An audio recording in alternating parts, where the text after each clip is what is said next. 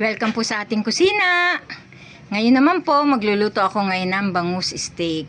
Ang una ko pong ginagawa, ipiprito ko muna itong mga sibuyas. Yan. Pagkatapos ko maiprito to, itatabi ko lang po siya. Para ilalagay ko mamaya sa ibabaw ng ating bangus steak. Yan. Pagkaprito ko po nito, itatabi ko. Pagkatapos, saka ako ngayon magpiprito ng bangus.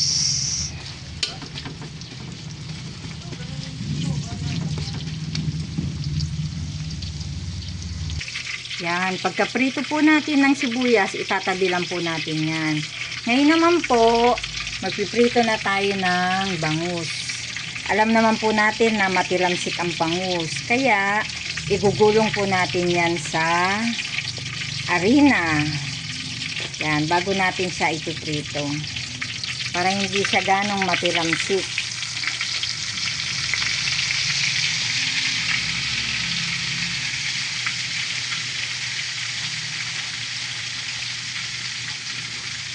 Masarap po itong bangus steak. Napakalasa po nito. Kaya i-try nyo rin po magluto nito.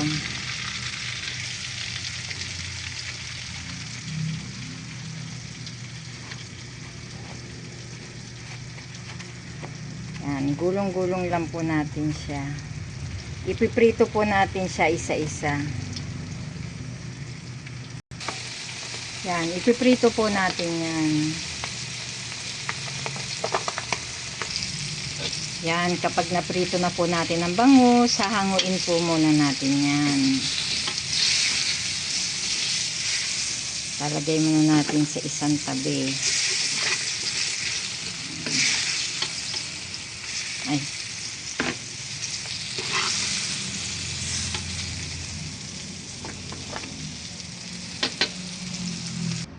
Pag naitabi na po natin lahat ng iprinito nating bangus, dito po sa pinagprituhan natin, dito rin po tayo magigisa ng ating bawang. Yan.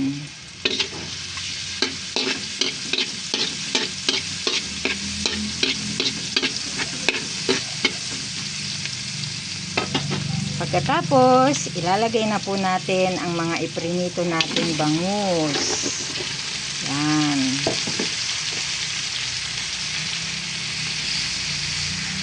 Lalagyan na po natin yan ng toyo. Yan.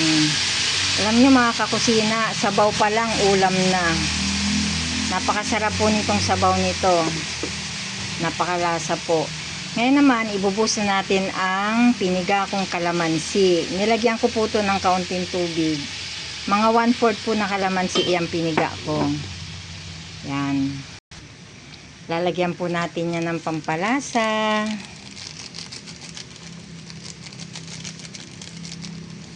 At ng paminta.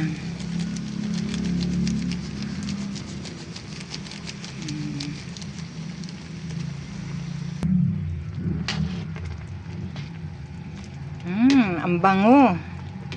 Napakabango niya dahil sa kalamansing inilagay natin. Try nyo rin po iluto ito. Nako, sigurado ko magugustuhan to ng pamilya nyo. Masarap po ito talaga. Sabaw pa lang ulam na. Yan.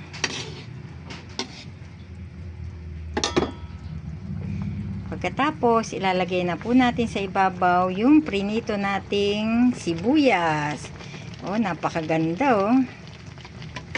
Yan, ganyan lang po pagluto ng bangus steak. Pwede na pong ilabas yan. Pwede na kayong magsandok ng kanin. Okay na to.